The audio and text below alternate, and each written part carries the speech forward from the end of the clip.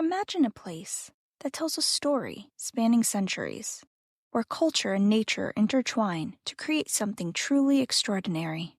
That's the beauty of UNESCO World Heritage Sites.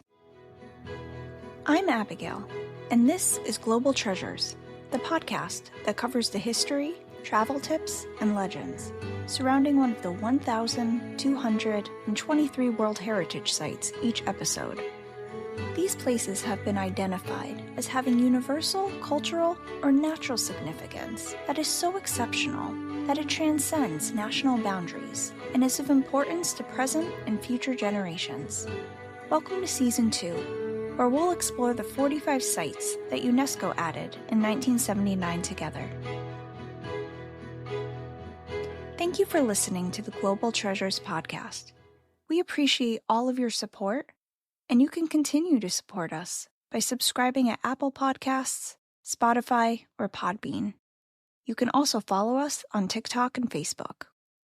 The site I'll be introducing you to today is Mont-Saint-Michel and its bay, located in France.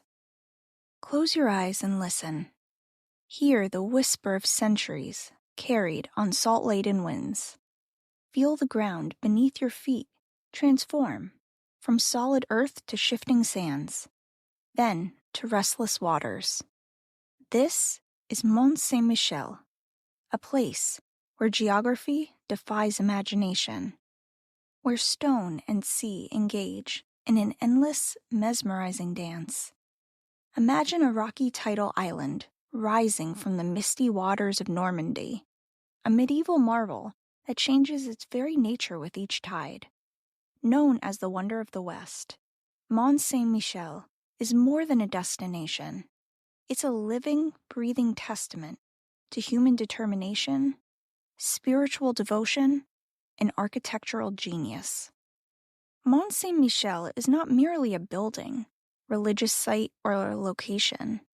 It's a complete medieval world suspended between land and sea, a symbol of France's medieval Christian civilization. A Gothic-style Benedictine abbey dedicated to the Archangel Saint Michael. It sits dramatically on a rocky tidal island near the mouth of the Quinon River, strategically positioned between Normandy and Brittany. It has served as both a religious center and a military stronghold, its significance extending far beyond its physical boundaries.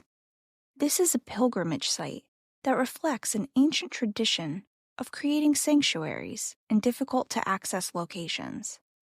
Throughout the Middle Ages, pilgrims would navigate treacherous paths, crossing vast sandbanks during low tide, risking quicksand and sudden water rises to reach this sacred place. Today, it stands as one of France's top 3 cultural attractions, drawing over 3 million visitors annually, trailing only the Eiffel Tower and the Palace of Versailles in popularity. The geographical uniqueness of Mont-Saint-Michel is nothing short of extraordinary. Situated on a rocky islet, it's a landscape in constant motion. The bay experiences some of the most dramatic tidal ranges in Europe, up to 15 meters or 45 feet between high and low tide. Victor Hugo, the author of Hunchback of Notre Dame, famously described the tidal phenomenon as water rushing at the speed of a galloping horse, a poetic description that captures the raw, unpredictable nature of this environment. During spring tides, which occur just after full and new moons, the transformation is the most dramatic.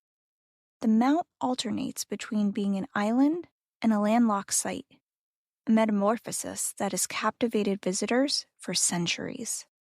The surrounding ecosystem is equally remarkable. Vast sandbanks stretch out, creating a landscape that seems to breathe and change with each passing hour.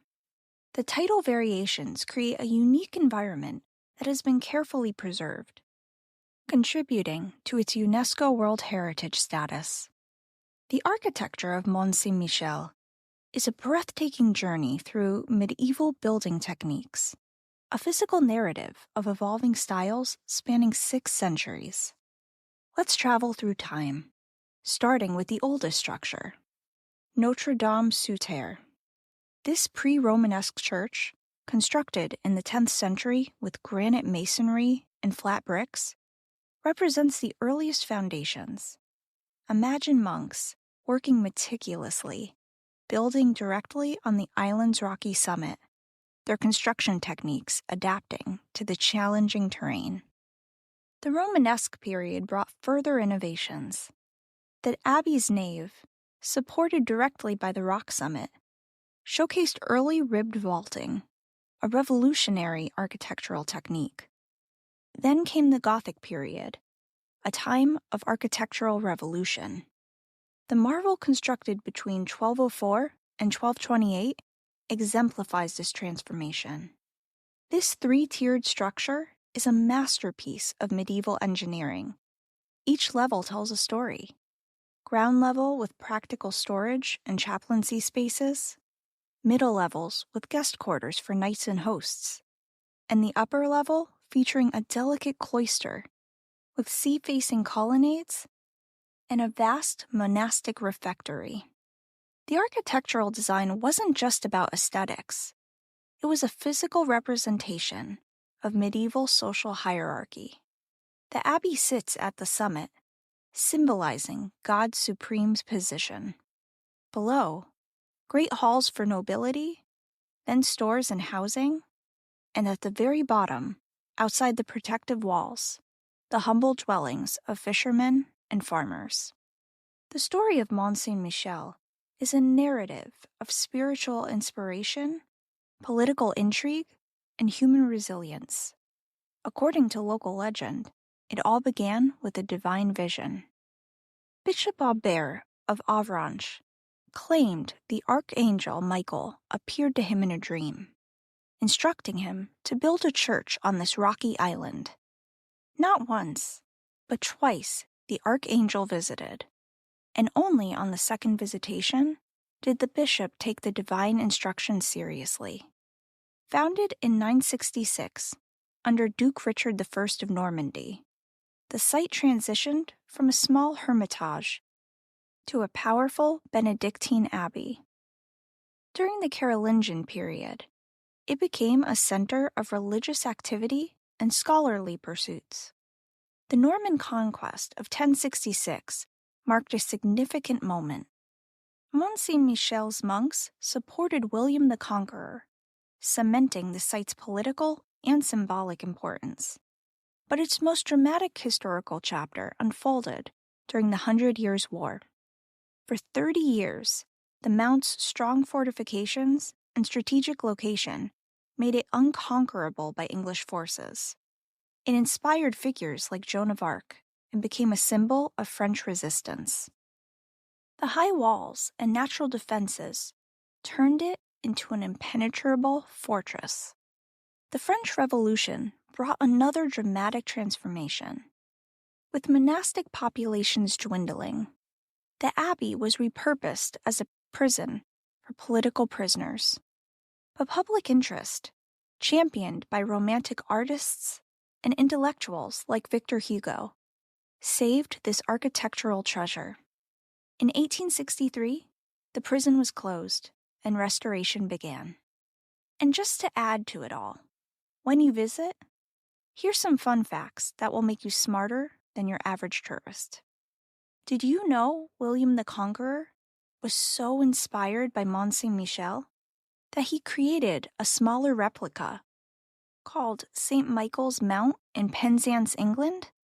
Or that the iconic castles in Disney's Tangled and the city of Minas Tirith in Lord of the Rings drew inspiration from this magnificent mount? The site's architectural and cultural significance was globally recognized in 1979 when UNESCO designated it a World Heritage Site, celebrating not just a building, but a remarkable fusion of natural beauty, human engineering, and historical significance. So while this is one of the easier UNESCO sites to visit, and one of the most popular, it's always helpful to have some tips and tricks to use when visiting. Let's transition in how to get there and how to deal with the massive crowds that flock to this beautiful site. So, the closest airport to Mont-Saint-Michel is Rennes Airport, though I would say that most people fly into Paris Charles de Gaulle Airport. It's usually cheaper, and there are more options for airlines, as well as flight times to choose from. From Paris, you can take a train, bus, or drive if you want to rent a car. I've heard, though, that driving can be overwhelming due to the number of visitors. It's not so much battling traffic, but trying to find parking. So public transportation is probably your best bet. In terms of tickets to purchase, it's free to access the village. But Abbey du Mont-Saint-Michel requires a fee to get in. This is a Benedictine abbey that is an important Christian site of pilgrimage and has been used since the 8th century. You can see the fortification at no extra cost. A lot of the half or full day trips from Paris feature this site as well. French is the official language, but most hotel, museum, and restaurant staff are going to know basic English since there are so many tourists. If trying to decide the best time of week to visit, know that if you're planning a day trip, Saturdays and Sundays are going to be crowded. If you're planning on staying on the island, there are only 132 hotel rooms, and crowding is a major issue. It seems that using the shuttles can be problematic too, with wait times of up to an hour or longer during peak season. No matter what time of year you go, make sure you book hotel, restaurant reservations, and tickets for attractions far in advance. Again, you may want to do a day tour, which will coordinate transportation. Most choose to stay on the mainland, which has a host of bed and breakfasts and large hotels. Now, let's talk weather, because it's not as warm as I would have thought. It can get as cold as 30 degrees Fahrenheit during the winter, with a high of 70 degrees Fahrenheit. Pack a jacket or a sweater no matter what time of the year you visit. There's also quite a bit of rain between the months of October to January compared to the rest of the year. So no, you won't be swimming at the beach. I mean, you can, but the water is frigid. Now, let's talk about the food and how it plays into one of my favorite topics, legends. Though, just as a warning, the restaurants are a bit expensive, or at least I thought they were when I was perusing menus. The must-try dish is omelette de la mer poulard. Developed in the 1800s, it's the specialty of the town. Made with butter, eggs, and sometimes fat, the omelette is rolled on a plate, then often served with ham and potatoes. De la Mer Poulard is the restaurant to visit and known for having the best rendition of this plate. And there's actually a superstition around this dish. It's believed that if a presidential candidate visits Mont-Saint-Michel and doesn't eat the omelette, they will lose the election. It all started with Georges Clemenceau, who refused to eat it and lost. Charles de Gaulle ate the omelette before he won, along with Nicolas Sarkozy. Now, let's talk about a non-food related legend, since we're on the topic. It's believed that the island is haunted by the ghost of Louis de Stuteville. He was a captain who oversaw the troops stationed at Mont-Saint-Michel throughout the 100 Years' War. Over 20,000 English soldiers died, and it's said his ghost still wanders those same beaches today, along with the soldiers who lost their lives.